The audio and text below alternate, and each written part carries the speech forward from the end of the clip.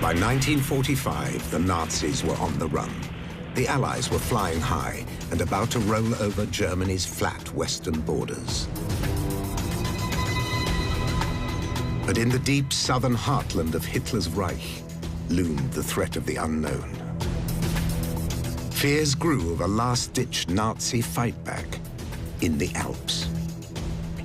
In terms of a defense, it was an ideal place to defend yourself. This was high mountains, very difficult terrain. How could you wage a war with tanks there? Almost not possible. Very low experience from the Allied side to wage a war in this mountain region. A lot of experience from the German side, a lot of elite troops there. They knew there were a lot of SS troops in Austria, so uncertainty. Amid such uncertainty came evidence of the Western Allies' worst fears. Neutral Switzerland bordered part of the German Alpine region. The American intelligence chief in Bern, Alan Dulles, had a grim report. It suggested that a fanatical elite was massing in the mountains. A hardcore led by those with death heads on their caps. The merciless SS would spearhead a desperate guerrilla war from an Alpine fortress.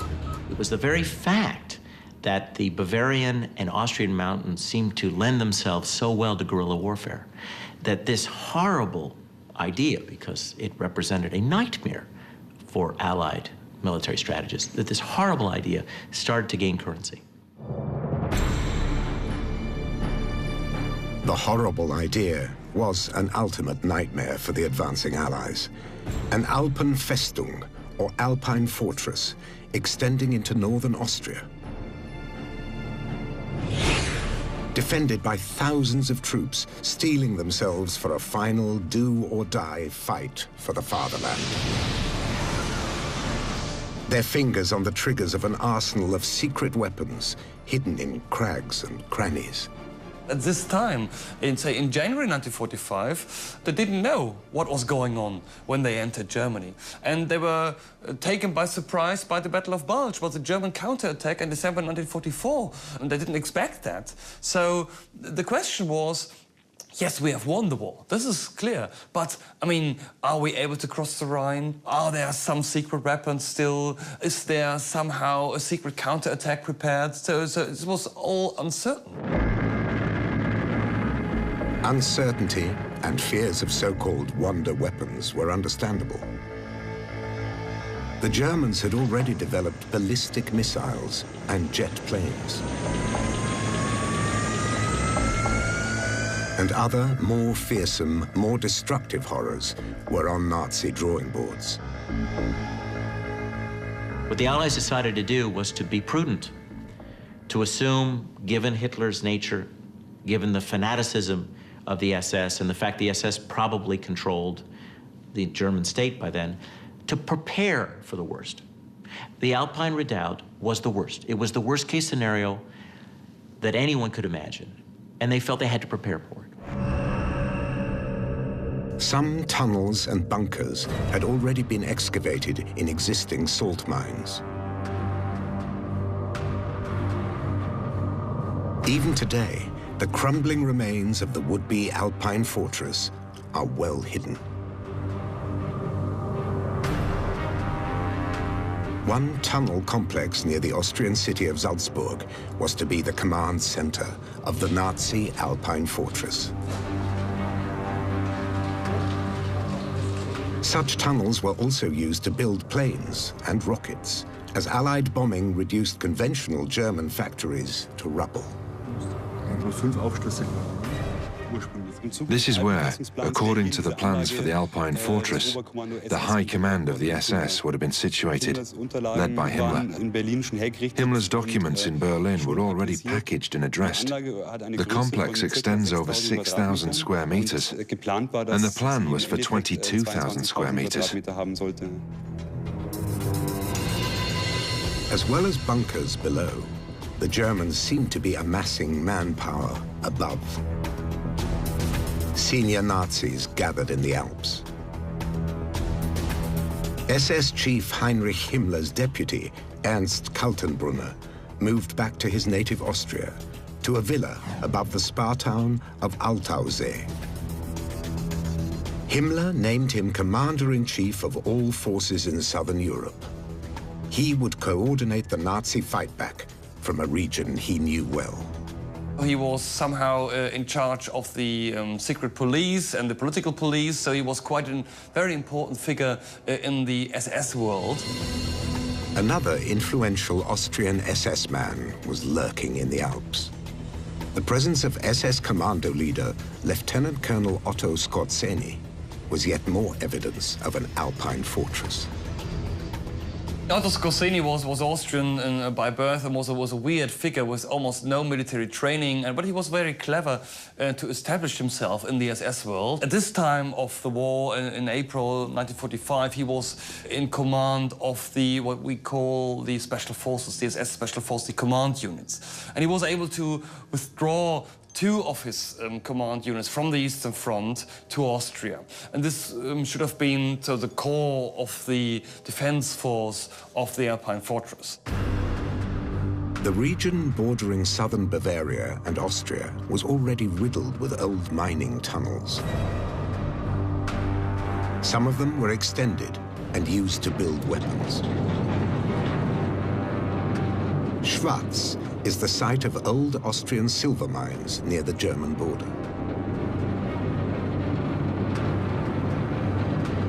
One shaft runs deep into the mountain and a haunting Nazi ruin.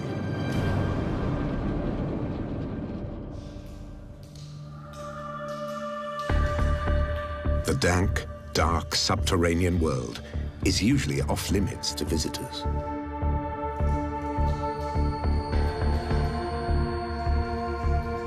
2 kilometers inside the mountain, a broken steel and concrete shell of an underground aircraft factory is slowly rotting away. Bits of rusting metal lie scattered across the stony floors. The corroded remains of aircraft parts, abandoned before workers had the chance to put them together.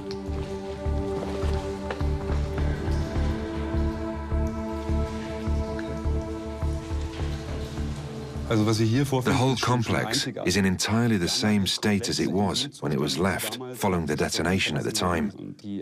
And the workers had only just left the complex. Everything is still standing on mounting racks. It really is unbelievable.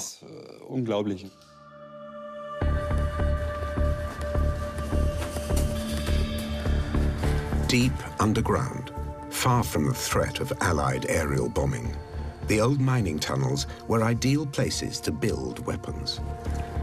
Including a new generation of planes die-hard Nazis hoped would repel the Allies rampaging into the Reich. These are the remains of one of the first jet fighters in the world, the Messerschmitt 262. Almost 1,500 were built, but only a few hundred flew in combat.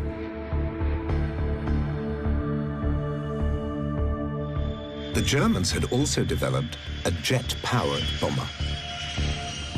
Hermann Goering, the head of the Luftwaffe, had dictated a requirement to the aircraft industry that he wanted this 1,000-kilometer aircraft, 1,000-kilometer range that could fly at 1,000 kilometers an hour and carry 1,000 kilograms of bombs. And at the time, it was a huge, very, very challenging requirement for any manufacturer to meet. German engineers overcame another great challenge and had developed the world's first long-range ballistic missile, the V2. SS chief Heinrich Himmler was one of many top Nazis who had visited the V2 testing facility at Peenemünde. More than 1,000 V2s were fired at Britain. They were the pinnacle of rocket technology at the time, flying some 80 kilometers above the Earth. V2s sparked fear and devastation. They are estimated to have killed almost 3,000 people. Launched from mobile ramps, V2s were another potential threat from an Alpine fortress.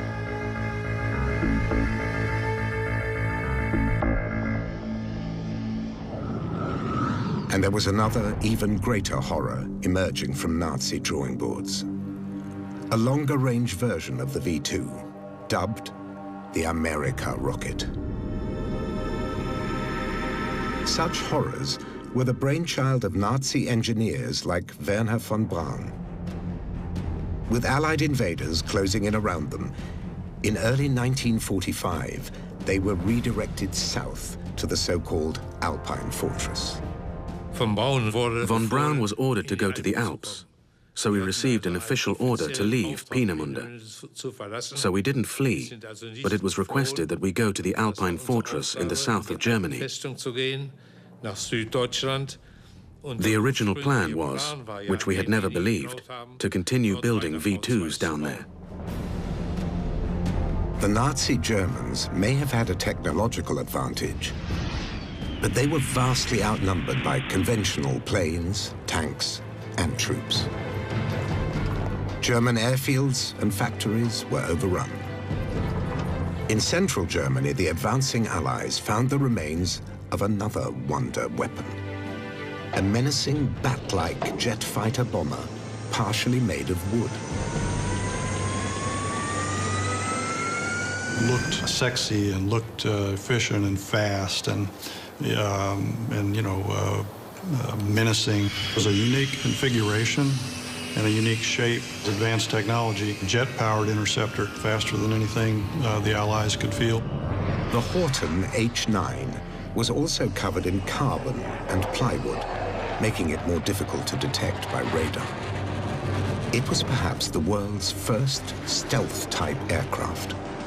The Horten brothers hoped their plane would eventually carry a 1-ton bomb.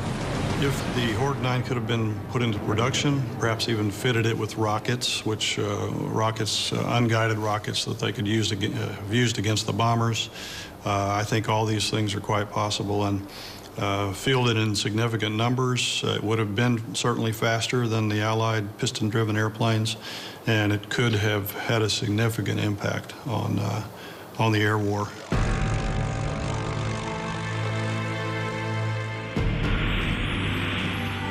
Conventional planes were still winning the war for the Allies, but the possibility of a German counterstrike from the Alps forced a change in tactics. Potential threats like Hitler's rocket engineers had to be stopped from reaching the mountains in the south. General Eisenhower, because of his fear of a final Nazi campaign in the mountains of southern Bavaria and Austria, decides to cut Germany in half to prevent troops, Wehrmacht and SS troops from the northern part of Germany to go south to Bavaria and Austria. Eisenhower changed the direction of his main thrust and directed a spearhead south towards the Alps. He doesn't want to see them filling the mountains with materiel, ammunition, more troops. So Allied strategy is directly affected. How long would it take to defeat 300,000 Nazis armed to the teeth in the mountains? No one knew. The rocket engineers from the Baltic coast evaded the Allied advance and made it to the Alps. They were a vital asset to be protected in the barracks of the Gebirgsjäger, or mountain troops.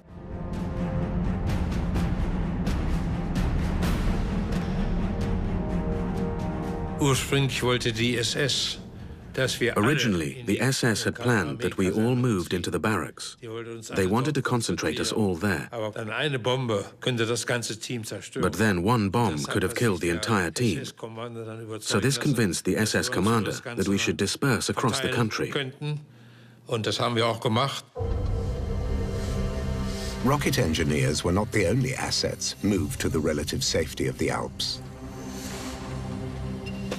The Reichsbank in Berlin was badly bombed. Gold, cash, and other reserves were no longer safe in the capital. hundreds of millions of dollars worth of government and private treasure was shipped south. I believe that this is the only time in history that so much treasure has been consolidated together. A treasure of such incalculable value has been concentrated in one area at one time. Most of the Reichsbank gold dumped in a mine was recovered by the Allies. A small percentage remained unaccounted for. There are still Nazi relics in the tunnels, mines, and alpine lakes around Germany's southern borders. Some believe that fabled Nazi treasure still lies hidden in the region where Hitler's die-hard disciples planned to raise an alpine fortress.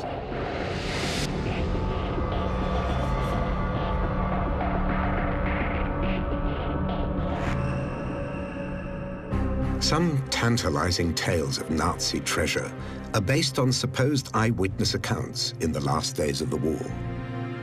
But not all can be dismissed as fanciful. A mule train spotted traveling up an alpine mountain one night attracted attention. So some locals, who had relatively little to do with the confusion of the war, realized something was going on, including my mother. She was a young girl then, and after doing the chores in the stables one evening, she saw a column of mules making its way up the mountain path. One special thing she always mentioned was that there was a white mule among them. Eva Sturm's mother saw what was supposed to be a secret transport of hundreds of gold bars worth millions of dollars. It didn't stay a secret for long. This gold was also eventually recovered by American troops after rumors spread about the mysterious mule train in the night.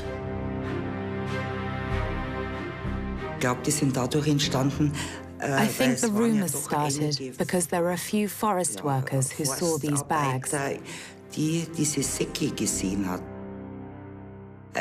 it wasn't all that secret. Many people had noticed something. Rumors and stories persist of other buried treasures that were not recovered. According to local legends, some people grew suddenly rich after the war. Such tales have attracted a new generation of treasure hunters in the old Alpine fortress territory.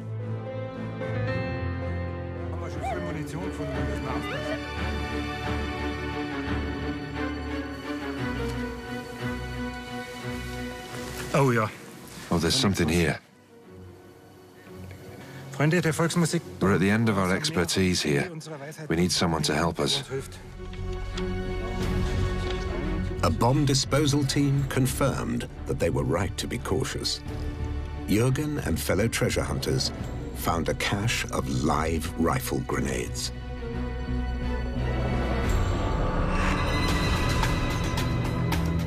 The Nazi gold trail extends further east to the picture postcard lakes and mountains of the Salzkammergut near Salzburg in Austria. This was also to be part of the Alpenfestung. It's another place where stories of hidden treasure proliferate. There were also treasure caches which came from the SS and the Foreign Office. Everybody had evacuated their individual treasures, as you might say, down to this area. As well as gold, priceless artworks taken from private collectors, churches, and museums were sent south. Hitler had intended to display art acquired by his agents in a special museum in his Austrian birth town of Linz. But as defeat loomed, the treasures were sent to salt mines for safekeeping. But not all treasures required the protective, rarefied atmosphere of a mine. The stunning lakes that are part of a UNESCO World Heritage Site have an added allure as fabled dumping grounds for Nazi gold. The Salzkammergut has been dubbed the Devil's Dustbin.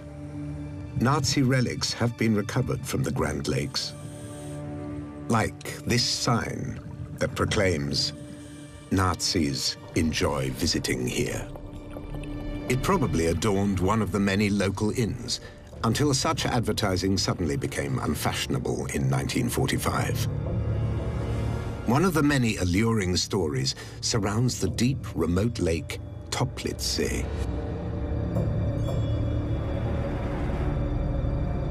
A local farmer is said to have been summoned in the dead of night to help SS men dump truckloads of heavy boxes into the lake, packed with gold and secret Nazi files.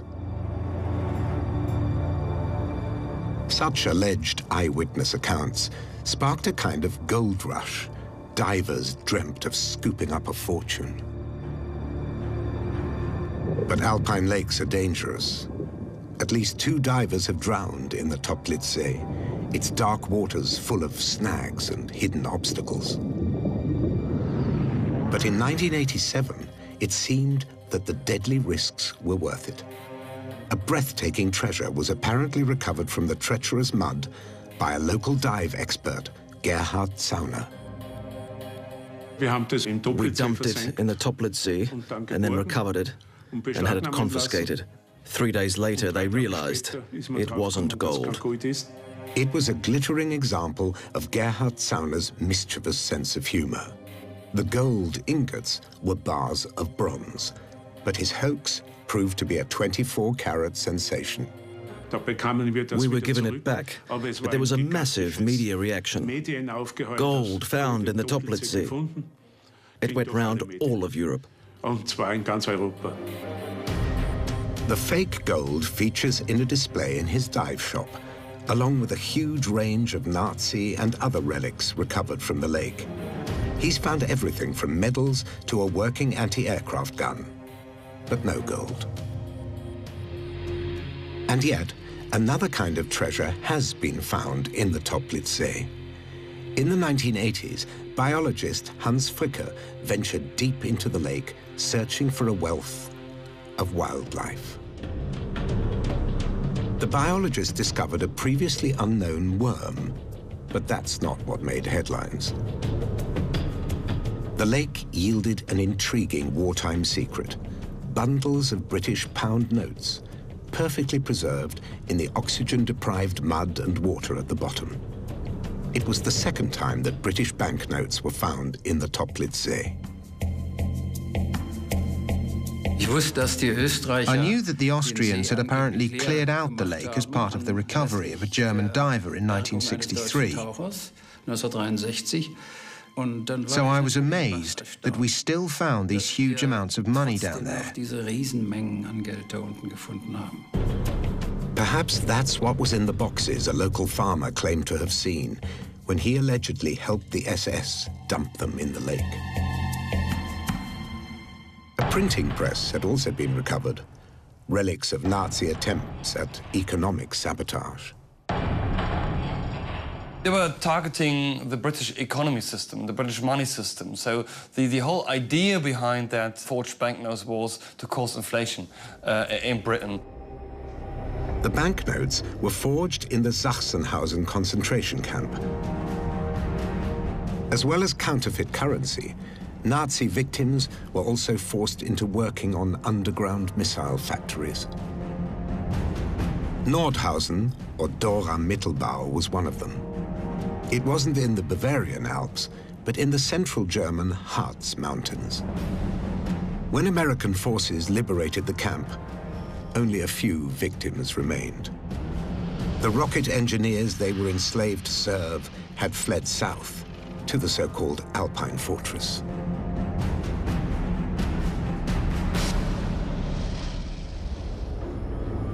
In the Alpine underworld, like this tunnel near Salzburg, the Nazis continued to work their victims to death.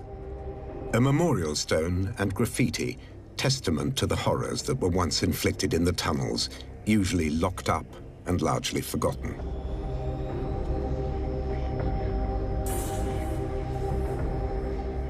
Polish, Italian, and French prisoners from the nearby Mauthausen concentration camp were among those forced into slavery.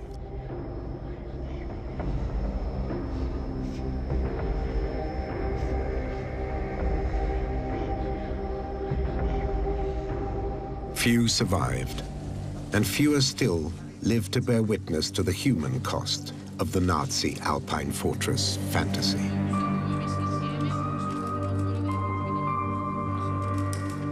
Some returned to commemorate fellow victims of Mauthausen. Like Austrian priest Johann Gruber, who smuggled food and money into the camp, but was found out. And French priest Père Jacques, who was sent to the camps for trying to save Jewish boys from the Holocaust.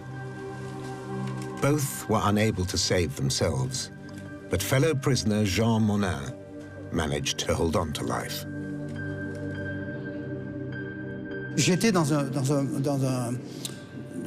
I was already in the barracks for the dying. I thought it was all over for me. But friends took me into the central camp and hid me there for 14 days. Then we were liberated. I weighed 38 kilos then.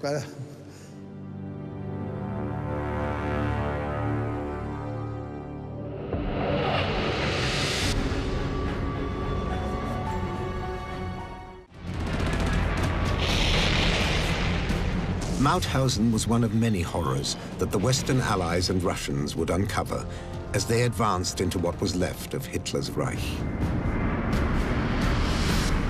The regime responsible for the murder of millions was in ruins. Wary that they could face a final fanatical fight in a Nazi Alpine fortress, the Allies had cut escape routes to the south and stormed into Bavaria itself. The American 7th Army advanced into the traditional Nazi heartland and marched into Nuremberg. Once an imposing staging ground for Hitler's elaborate rallies, the medieval city was bombed to ruins, as was much of Munich. The city that bred the Nazi movement bore telling graffiti. Concentration camps Felden, Buchenwald, I'm ashamed to be German. But few had dared to speak out when Hitler was in power, and millions paid the price.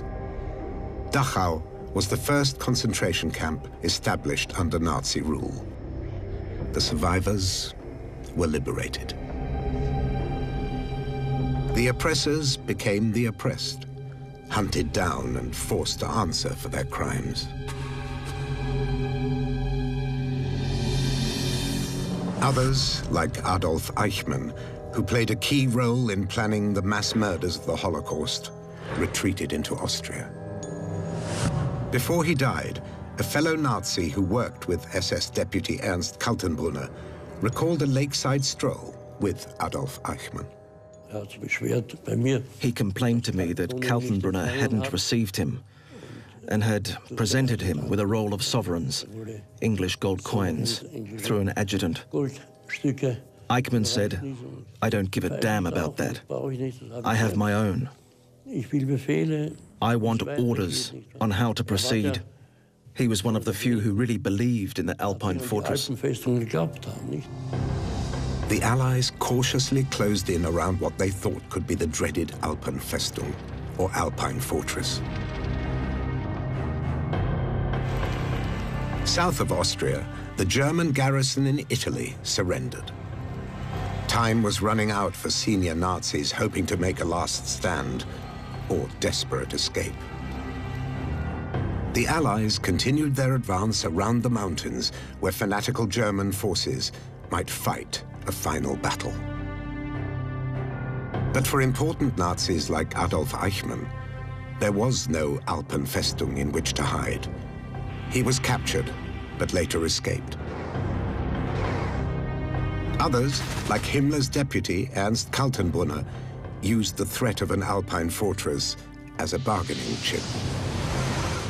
Ernst Kaltenbrunner realized, well, the war is over, and how can I rescue myself? But then he said, well, there is an Alpine fortress, and there is a danger of a last battle. And he knew that the Americans, the British, were keen to end the war as soon as possible. So he must build up the danger of a last battle and then to offer something to say, well, we can avoid that. We can avoid that. And if you're going to rescue me and if I'm safe, then I will do everything possible to avoid that last battle. Kaltenbrunner was one of many Nazi war criminals who thought they could negotiate and get away with murder. Karl Wolff had participated in the deportation of the Jews of Italy to Auschwitz. He had to sell something to save himself. And so what he offered was the key to unlocking the Alpine fortress. Once they got into the Alps, the Allies realized there was no fortress, no fanatics wielding wonder weapons in a last-ditch fight. The problem is, if you want to have a fortress, you must build a fortress. You must have time to build fortifications, barbed wire trenches, bunkers, shelters, whatever. It was far too late. So even if we asked the question, what happens if, there was absolutely no chance for them to have more than just a last battle of 1 or 2 days. For some senior Nazis, the Alpine fortress was a ruse that bought them time to escape justice. A group of SS men who should have gotten to know the hangman retired and lived out their days. That was the basic effect of the negotiation. These SS men who offered something they couldn't give managed to escape justice. Other prominent Germans were also keen to talk to the Western Allies. Rocket engineers like Werner von Braun developed the V-2 missiles that killed many thousands of innocent civilians. Yet they were given new lives in the United States to continue their work. I don't think it was a big problem for him. It certainly wasn't a big problem for me. I could see the advantages that we could continue working on rockets here under relatively good conditions, while there was pretty much nothing happening in Germany for many years.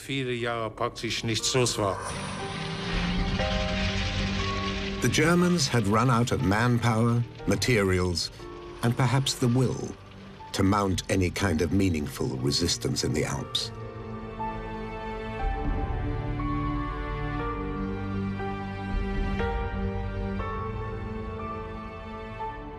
The Wehrmacht and the Waffen-SS was beaten by April 1945. There was almost nothing left. So there was resistance west of the Rhine, but not very much east of the Rhine. There was resistance in Hungary from hardcore SS units, but not in Austria anymore. Nothing was prepared. There was no fortress. There was nothing there. It was just a peaceful lakes, peaceful alpine region. There was a spring, nice weather. In the calm that followed the spectacular fall of Hitler's Reich, lesser-known Nazis like Adolf Eichmann slipped away. But there was no escape for the larger-than-life figure of Luftwaffe chief Hermann Göring, who also fled south. His flamboyant tastes extended beyond elaborate uniforms. The Reichsmarschall was an avid art collector. But the art treasures of senior Nazis like Göring and Albert Speer came from dubious sources. Ironically, some Nazi art ended up hidden in Austria, where it had originated, taken from Jewish owners after the Nazi annexation in 1938. They set up an organized system of expropriation called Aryanization, by which they registered the property, the assets of Jews in Austria, and then systematically stripped them of their wealth.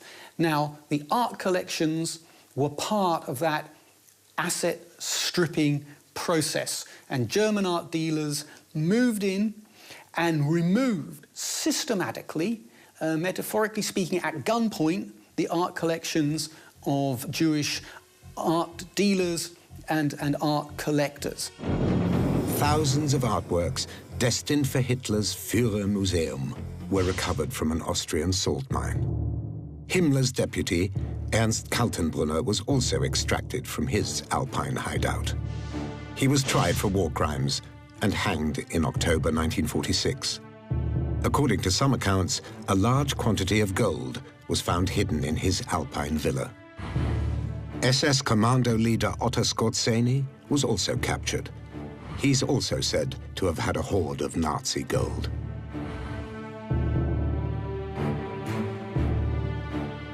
He was interrogated by the American Army Counterintelligence Corps, and when he was interrogated, it seems that he forgot to mention anything about the vast treasure that he'd actually taken possession of.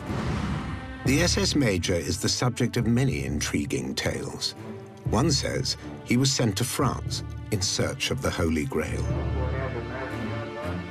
Despite admitting that he and his men fought in American uniforms, he was spared, and some say extremely rich. Skorzeny received a treasure from Josef Spassel, a senior SS administrator. He had orders to get in touch with Skorzeny, and of course he handed over a tremendous amount of treasure to Skorzeny, which has disappeared. It's yet another alluring story of hidden Nazi loot that inspires treasure hunters to this day. Skorzeny and his troops were once camped near the Austrian lake of Erdensee. Evidence of their presence was found in the mud. I marked all the underground springs here for the Hydrographic Office. This lake is like a gigantic bog, and during this work, I found a ring. The SS Ring of Honor seemed to have been flung into the lake as the Allies approached. Perhaps it wasn't the only thing dropped into the Erdensee. Another tale has emerged of mysterious goods dumped into the water. There was a forester who told us there was an Alpine hut here, and a high-ranking SS officer had come to get the key. And then they went down and took stuff out of the hut to the middle of the lake. And then they dumped it there. And we didn't find anything because there is so much mud there. It's really difficult to find anything. The Erdensee is relatively flat, carpeted in a thick layer of mud that would swallow a heavy object, like a box full of gold. It's also a nature reserve, and diving is usually strictly verboten. Tentative permission was given for a search of the lake. From a boat loaded with state-of-the-art radar scanning equipment. And a GPS locator, which would record the precise position of any object detected in the mud.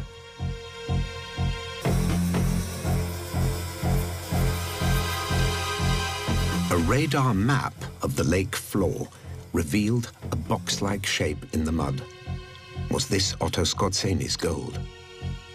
Austrian forestry officials were unimpressed and forbade any diving. At least one historian is also highly skeptical. This is all a myth, and this is all driven by this perception of Indiana Jones. This is a good story for a Hollywood film, definitely, but has nothing at all to do with history. We know that they sometimes try to hide the gold, but this was recovered quite quickly. But legends like that of Skorzeny's loot won't die.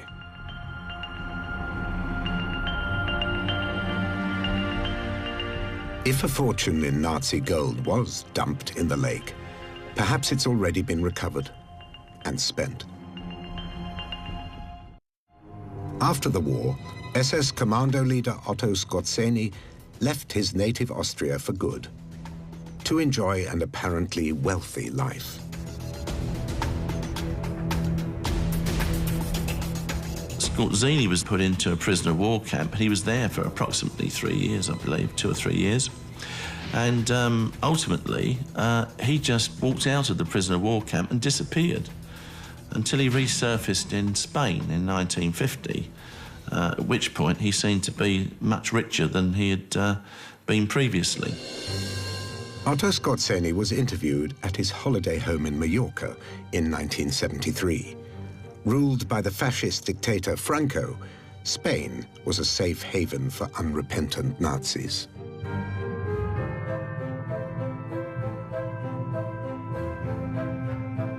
It is every soldier's duty to lengthen the war, to hold out as long as he has the order to do so. Whether that is sensible is for posterity to decide. I don't think we have quite reached that point yet. Personally, I don't regret it. Would you do the same things again today? I can tell you that I would do the same things again in exactly the same way today. 2 years later, the smoker died of lung cancer, farewelled by fellow Nazis unashamedly proffering the Hitler salute. Skorzeny took any secrets of Nazi gold to the grave. This is again part of the secret story and the true Nazis living in Madrid and being millionaires because of the Nazi gold. No, it's very unlikely. It's definitely not possible that he had 2 tons of gold with him in his suitcase and then flying to Madrid.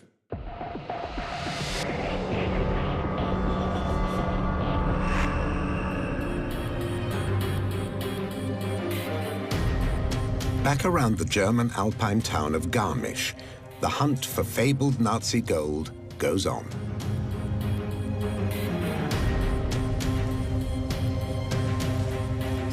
It was here in June 1945 that American troops recovered more than 700 bars of pure, refined bullion.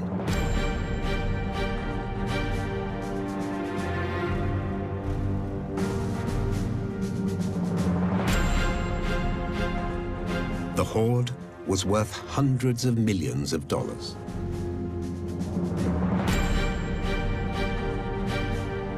All that's left is a hole in the forest floor. Yet treasure hunters still dream of finding a mother lode, similar to that unearthed by victorious Allied troops.